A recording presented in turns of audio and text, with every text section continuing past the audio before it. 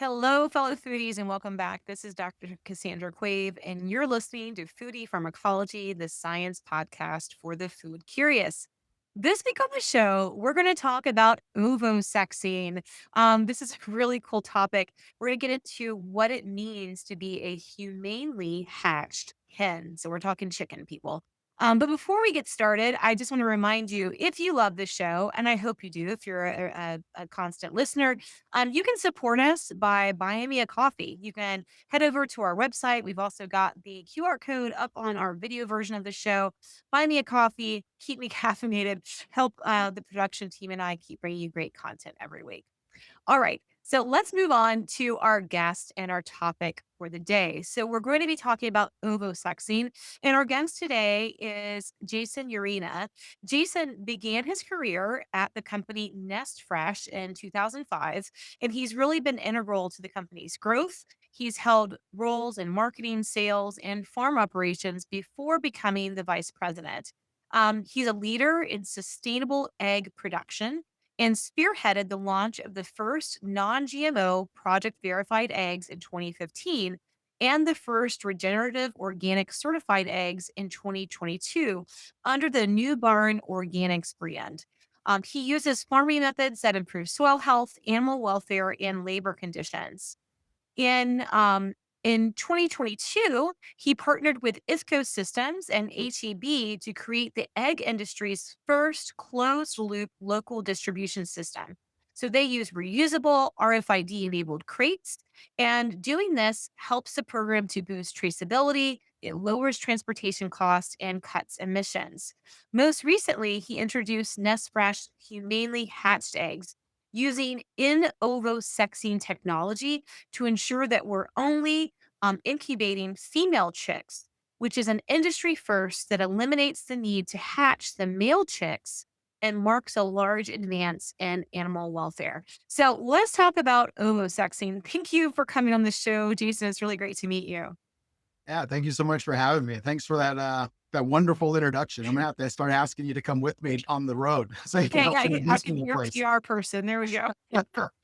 So, first, I thought it might be helpful to kind of frame the situation for those of us that, we all know what eggs are. We've all eaten them, I'm sure, throughout most of our lives. But I think for the average consumer, we probably don't know much about what goes into producing eggs.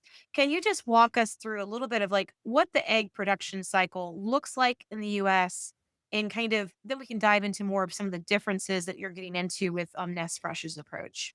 Yeah, absolutely. So, I mean, especially where I'm at in Southern California, anytime I get introduced to somebody and they ask me what I do, and I tell them I'm in the egg business, it's just kind of a perplexed look that I get back. Like, what do you mean? They don't just magically appear at the grocery store shelves? Huh. We have people that are so separated from the farms nowadays that it is a little bit hard to conceive like how the product actually get there. And eggs, I mean, whether it seems like a pretty simple product, it does get a little complex on how we get a chick from hatch all the way for the eggs to get out into the grocery stores. So what we have hatcheries here in the United States, multiple hatcheries around the country that hatch our chicks. That at day one they're put into transportation and they arrive at our farms. And we have farms settled all over the country, from the West Coast all the way to the East Coast, everywhere in between. And those chicks then get raised on our pullet farms for about 16 weeks. And that's where we're just letting them grow, giving them the nutrition they need to mature, and then we move them into layer barns where they will spend the rest of their lives. And that's where there's different types of layer barns that we can get into if that you're interested in that part of it. But at around 20 weeks or so, and somewhere between the 20th and the 24th week, they really start laying eggs that will be ready to be packaged and go into grocery stores. And from there, those eggs get sent to our processing plants, which we have multiple around the country, where our teams carefully go through, process the eggs. They get washed, they get graded, they get checked for quality, and put into their final packaging and sent out to the grocery stores.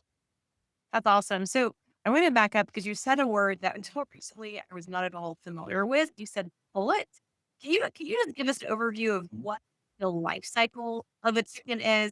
I only about pullet has kind of her backyard chickens. She loves to have these really cute chickens. I had no idea what she was talking about. She's like, "Well, my pullet this." I'm like, "What are you talking about? What is that?" So, what is the life cycle of a chicken, and how does that differ from like a rooster? How what are they called? Like, how do we name these different stages of their life? So the pullet stage is really the stage where you think about your children, right? Like they go from being babies to toddlers to teenagers.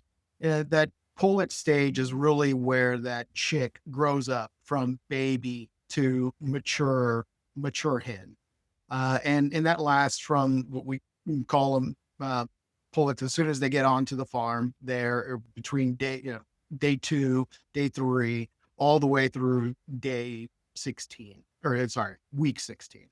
At week 16, then they're starting to consider that they're getting into their mature phase.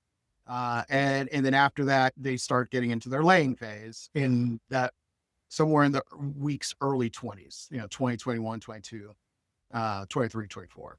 So that's where they really start laying eggs that can be sold to consumers. But that pullet phase is really just like that growing up phase where we're just taking care of them. They're not laying eggs. They're just getting the nutrition they need in order to be healthy and Remarkable productive adult layers. hens. Okay. Now, this is a super naive question, and forgive me for this, but I'm sure other people probably have the same question. You know, when they reach the age of maturity of being an adult laying hen, do they need to have a rooster around to lay the eggs, or do they just start laying eggs? Like, how does all that work? No, they do not need to have the roosters around. Yeah, I do. I get that question quite a bit. And it's like, why, do the hens need the roosters to lay eggs? No, that's just their natural ovarian cycle that causes them to lay an egg about every day. So we say that about 90% of the chicks or 90% of the hens that are in the barns will lay an egg every given day. So for every hen, you get an egg about every 6.5 days or so. Wow. Okay. That's cool. Um, all right. Now, I want to talk about your use of regenerative and ethical and kind of humane egg farming techniques. Maybe we start with regenerative. We've talked a lot on the Mm. show about regenerative agriculture as it pertains to plants and our kind of vegetable crops, but how does regenerative ag apply to egg farming? Yeah, it really applies in the pasture. So in order to kind of talk about those differences, we're going to talk about what the different types of farms are out there, because that's another Yeah. common question that we get all the time is, how do the chickens live every day? And I guess for us in NestFresh, like we're really focused on animal welfare, and a lot of our innovation over the last couple of decades that we've been doing this have really been focused on, like, how do we continuously improve that animal welfare for the hen on our farms every day. So when we started, it was our NestFresh. The NestFresh brand was 100% cage free. It was one of the first brands in the country actually to make that commitment, because the majority of eggs at the time were all caged eggs. Your traditional commodity egg was laid by a layer that lived in a cage its entire life. Not Uh, even in a barn, but like in a cage in a yeah, barn. in big barns that Yeah. have they have multiple hundreds and hundreds and hundreds of cages in them, and multiple hens that are in that cage that lay those eggs. So when when we introduced the brand, decided we're going to be 100% cage free. None of our hens are ever going to be in a cage. So we're going to take those barns, we're going to empty them out. We're going to set up a more natural environment inside for for our birds to live in, to free roam around the barn, to be able to peck, to be able to dust bathe, and all of that type of stuff. Then as the years progressed, and we realized, like, okay, there's other ways that we could give our hens a more natural environment to live in. we started evolving and innovating. We moved up to free range. So the free range systems are still barns where the birds get to have that barn to feel safe in. But we have outdoor access for them to go out to. And under the certified humane certification that we use, that free range outdoor access means 2 square feet per bird outside. So every bird in the barn has at least 2 square feet of available space outdoors to go out to and come back into the barn as they please. They get able to get the sunlight, get fresh air, forage for uh, bugs, and whatever they want to do outside. Have that time, and then be able to come back inside at night. The next step for us was pasture raised. So that's taking all that outdoor space and kind of really taking it to the next level. Instead of 2 square feet per bird, now they get 108 square feet per bird. Uh, Wow. and you can imagine, like, that's a lot of space. Like, what is the standard bedroom size in the US here? Like, if you look at a home, it's like they get more space than a 10 by 10 bedroom. And is this like where is this one of the models where you move the barn around, or is the barn fixed and you just have a lot of pasture around it? Because I've also Yeah. seen some of those in Florida where they have like a structure they'll kind of move for the birds to rotate between pastures. Yeah, there's both types of models. We do have both. We have some mobile coops, Mhm. but the majority of our pasture raised hens are in fixed barns. And if there's 20,000 birds in that fixed barn, there's roughly about 50 acres of space around the barns that the birds get to forage and roam around. Um, That's great. and So for consumers that like, when we're looking, I think that's one thing that confuses consumers is what do all of these terms mean? So if I'm looking for eggs from a hen that's had the most space to roam, would that be free range or pasture raised? It sounds like it's pasture raised. That would definitely be pasture raised. Yeah, they have a lot more space to move around outside than the free range birds do. And with the more space, then comes the different types of areas outside that they get to be in. Usually, the free range birds just have a grass area right outside the barn, where pasture raised birds will probably have different types of bushes and shrubs or trees, or on some of our farms, we have ponds that they can go up next to. And by nature, birds like to um, be in areas where they can feel protected in bushes or up in trees. So we try to provide that as much as possible on our pasture farm, so they can really go through like a lot of their natural behaviors. That's great. Well, okay. So when I learned about your company, I visited on your website this video that showed this incredibly complicated robotic device that does this really cool work in ovosexing using it looked like it used some sort of special light. I don't know exactly how it works. I'd love for you to tell us a bit more about what sex typing relevance is for the egg business. Like, why do we care if they're a female or a male chick in the egg? Um, kind of how does that play into the egg business? Yeah. So that has been one of the big projects that we've been working on now for the last, getting close to 3 years, is this concept of in-ovo sexing. In-ovo sexing means is that we are able to take um, an egg early in the incubation period, and then identify the gender of that egg before it goes all the way through to hatch. Because as we talked about a little bit earlier, is like we're always looking for ways to improve the lives of our hens and the animal welfare all through um, the egg process. So we look back at what happens every day here in the United States and all over the world, really, when you hatch chickens in order for egg production or for meat production.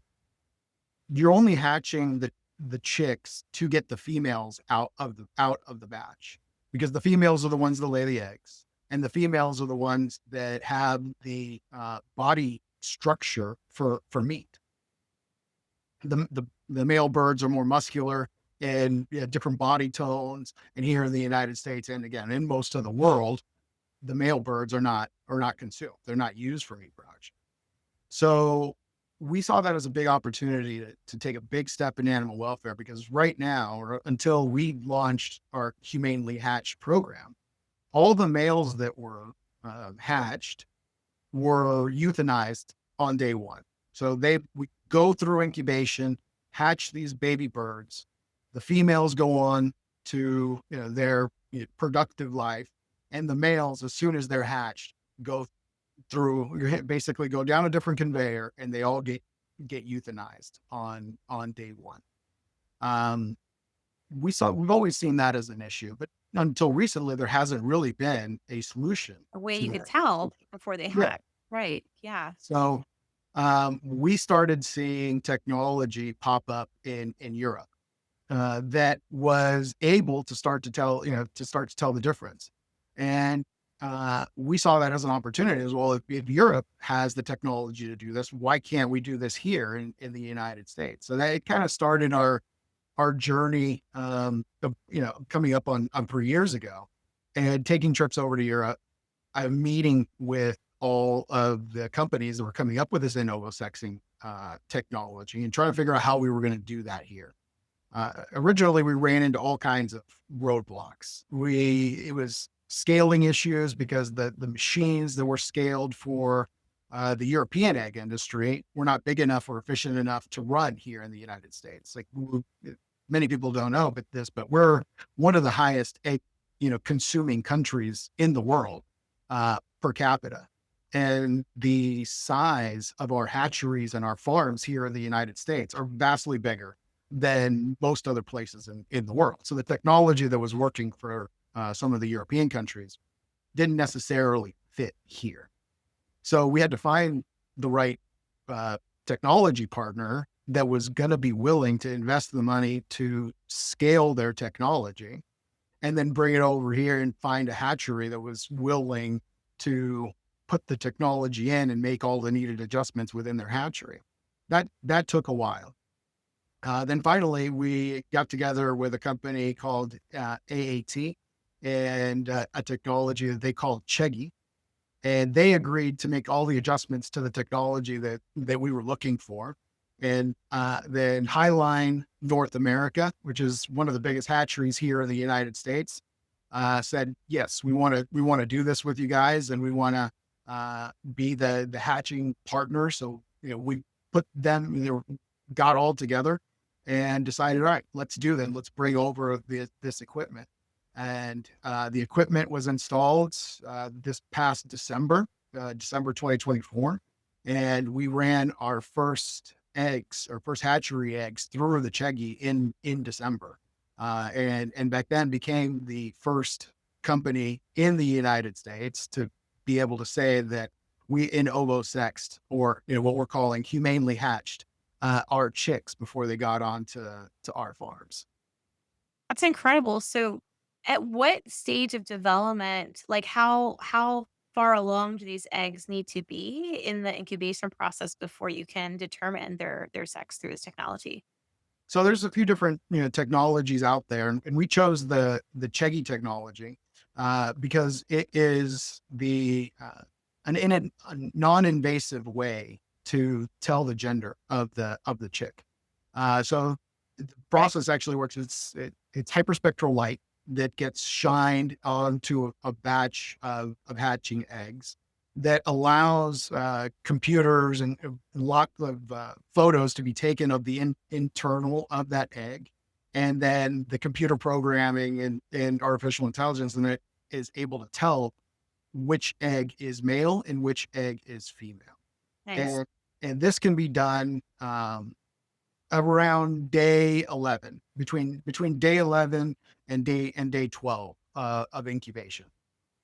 And so, like for again, this is my ignorance in understanding how development works for eggs, but like so you can eat an unfertilized egg as like egg for making your omelets and whatnot.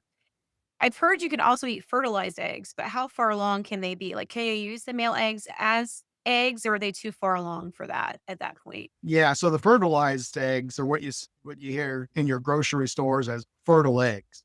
Those are eggs that were fertilized but never incubated. So they never saw an incubator, and they would still be considered day zero.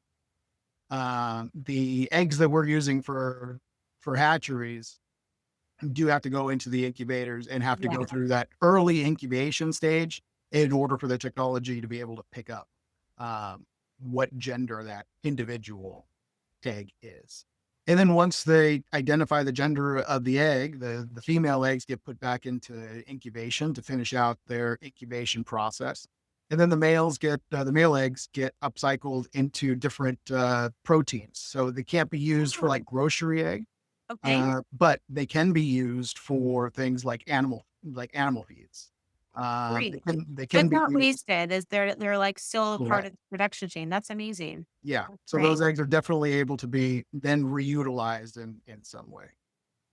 And so when you describe this, the Humanely Hatched program, and is there anything else like this in the industry that, like, thinks about animal welfare in the same way? I'm just trying to think of other animal welfare or ethical animal practices that are out there in the industry. This seems pretty unique in this perspective. Like, are there other examples of other areas of livestock Uh, work? yeah, Yeah. I'm not an expert in some of these other, barnyard production styles, but I would say that this is a very unique and groundbreaking technology that was brought over Yeah. in order to be able to do this humanely hatched process. It hadn't been done in the country before. It was yeah, early stages in Europe, even though we're starting to see a lot of adoption in Europe, and some countries in Europe actually mandating that the egg industries in those specific countries use this technology. So be able to bring it here and scale it to Yeah. to a level that nobody ever thought. Going back the 3 years when we first started talking about it, nobody said it was possible. Everybody said it's not going to be possible. Nobody's gonna do it. Um, there's too many variables. There's too many headaches that it will take to implement the technology. But to be able to break through all that and finally be able to do it at this scale is huge. It's a huge step for animal welfare. Not only because it now it's been proved viable here, but now it gives consumers that ability to say, "Hey, I I want that. Like that fits with my value system as to like how I want the products that I'm consuming and feeding to my family to be produced." And it gives consumers a voice. Because when there's no options, the consumer really doesn't have a choice. Then they don't have a voice. When now that there is an option, the consumers can actually push this and go to their local grocery stores or whatever brand that they buy and say, "We want you to humanely hatch or in-ovo sex your chicks."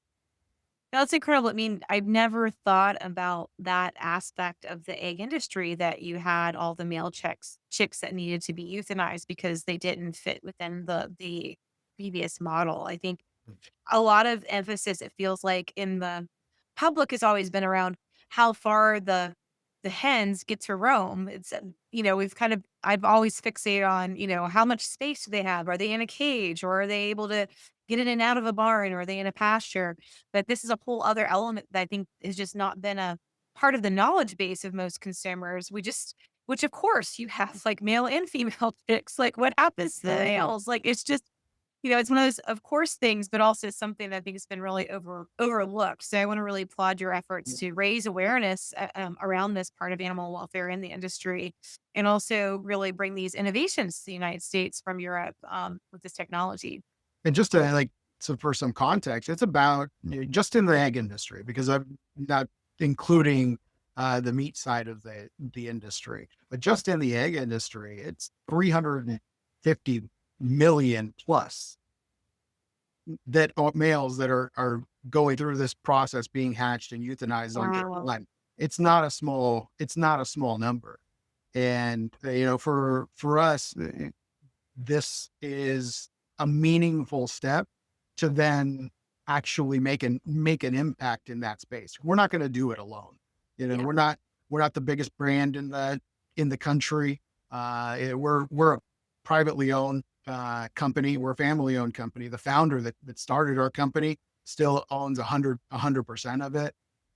So we don't have a lot of venture capital backing, or we're not a publicly traded company, anything like that. We're just trying to make the impact that we can with the reach, that we have. Our goal, or our hope, I should better say, our hope is that others will also start to do the same thing. Like, yes, we love the fact that we were the first ones to do it. It is, in line with our long history of innovation in the animal welfare space and in the egg industry. But we really hope that other people are going to start taking this up as well, and we can make them together as an industry. We can make a really meaningful impact in this space. Yeah, no, I agree. I always feel like, a lot of consumers may not think of the industry as being responsive necessarily to public demand, but I've seen it has been. I mean, I don't know if you're familiar with the book Big Chicken by Mary McKenna. She wrote a book about antibiotics in rearing poultry and how that came to be, and then how we've seen changes over time, even among the big kind of the giants of the poultry industry because of public demand for change in animal welfare and change, and also thinking about how to raise healthy food for consumers. And we talk a lot about this on the show, but the importance of biodiversity, importance of well, also with livestock, of having that ability to move and have access to natural ingredients in their foraging and grazing behaviors. So I'd imagine that the eggs also taste quite tasty when they have those pasture raised options. Yeah, and right. Yeah, eventually, the bigger groups, the bigger companies will move also. And it always takes a catalyst. It always takes somebody willing to like step in there and actually prove that something is possible. Because before that, everybody loves to throw around the word, "Oh, it's impossible. It's impossible." It's only impossible until somebody proves that it's possible. And we've been fortunate enough to be able to do that in several different ways, at least throughout my career here at NestFresh. And we think that this is really that next step. Oh, that's great. And for any of you that are curious about how this technology works, they have an incredible video on their website. It's at, I guess you just go to NestFresh. You can Google it Yeah. online, nestfresh.com. But it shows this video of these, they kind of lift the eggs and they have the light, and it's very high tech and very cool. It's really, and it is very high volume. I could see how you're able to process a lot of eggs with this technology, which I think, as you mentioned, like scale is a big consideration here. So you can meet those demands. Yeah, and because we also have to be able to deliver the product to customers at an affordable price. Yeah. Because talk about impact a little earlier, is we really want to make an impact with the things that we do, and we've had this mentality for for years. If we're going to do something, we're going to claim something. Not only, first of all, are we going to have it third party certified, because we don't want anybody to think that we're not doing what we're actually say we're doing. Everything that we do is third party certified, but we also want to make sure that if we're going to say, hey, we're going to create a non-GMO product, which we were the first ones to have non-GMO project verified eggs and work with non-GMO project to do that, we want to make sure that we're expanding the most amount of non-GMO grown crops, corn and soybean, which is our biggest impact. We want to make sure that we're impacting as many acreage as we can. And we're not going to be able to do that unless we price things affordably. The same thing with our regenerative organic programs, and now our Humanely Hatched programs. We want to be the affordable premium out there in the market, so consumers can actually pick up our products. And the more consumers that pick up our products, if we price them reasonably, we will make a bigger impact on what we want to make. We will spare more male baby chicks with the more volume. We will grow regenerative organic acreage if we price responsibly and get this in the hands of consumers. So that's something that we always think about when we're doing new innovative things like this. We don't want to be highest priced egg on the market. We'll leave that to our other competitors. Like we have our regenerative organic eggs that are sold for less than some traditional pasture raised eggs, like our humanely hatched eggs. Um, we will not push, we will not push the costs of the humanely hatched uh, process on to our consumers. It's just going to roll through our brand because we've committed to be 100% humanely hatched. It's just going to roll through our brand at the same prices now. So if you buy our NestFresh free range eggs today, you're going to get it for the same price, but now it's also going to be hatched. That's Same great. thing for the rest of our portfolio. So, as we get close to wrapping up, I guess one last question I have is about your vision for the future of the industry. I mean, we're already at the cutting edge of the future of the industry with this new way to optimize processes to reduce waste. Have a humane system for egg production. Are there any other kind of spaces in this industry where you see potential space for innovation or optimization down the road?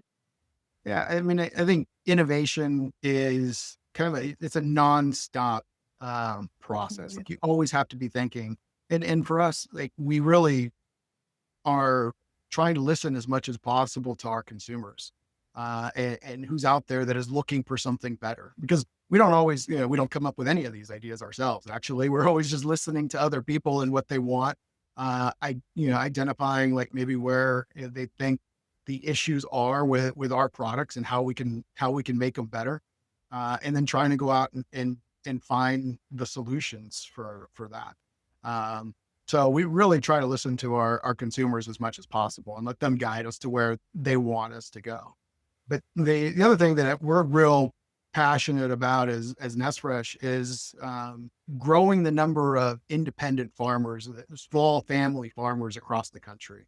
Like all of our production for the NestFresh brand is produced by individual family farms. We have hundreds of family farms throughout the country to produce our eggs, and we've gone through for decades. The number of individual farmers out there have been declining and declining, and the age, average age of our farmers nowadays are just getting older and older. We need more young people to get into farming. We need more people to stay in those rural areas and be able to make a living on the farm in order to make sure that our food supply chain is going to stay protected for many generations. So that's something that like we really take seriously. We produce ourselves. We own a chunk of our own farms, but for the most part, we outsource or we bring families into our production pools in order to be able to compete against the bigger brands and Yeah. bigger companies out there. All right, last question. What's your favorite way to eat an egg? Uh, my favorite way to eat an egg, my daughters, I have two daughters. I have a 14-year-old girl and a 9-year-old girl. And every once in a while, we'll get up in the morning and we'll scramble eggs. But, you know, my daughters growing up didn't really, like the taste of plain eggs. So we started scrambling them together with cheese and diced turkey or diced salami, some deli meats. We'll throw it all in there, whatever they want that day, we throw it in there, and then we kind of make our own special little omelet. So that's Oh, that's my nice. favorite way to eat them. I like mine poached. My kids love it scrambled. But we do something weird. I don't know how many other people do this, but we'll often add like cheese and then garlic salt. I don't know. It Sure, sounds strange, but it's delicious. Give it a try. sure. I'll try the garlic salt next year. A Sure. little bit of black pepper after. It's nice. All right. Well, thanks so much, Jason, for coming on the show. It was great chatting with you, and thanks for sharing this cool way of really humanely hatching eggs that become our laying hens. Yeah, absolutely. It was a pleasure. Right. You've been listening to Foodie Pharmacology, the science podcast for the food curious. I want to thank our production team to Rod Cohen and Christine Roth for all the amazing work they do every year for every episode and every year. We're in season 7 right now.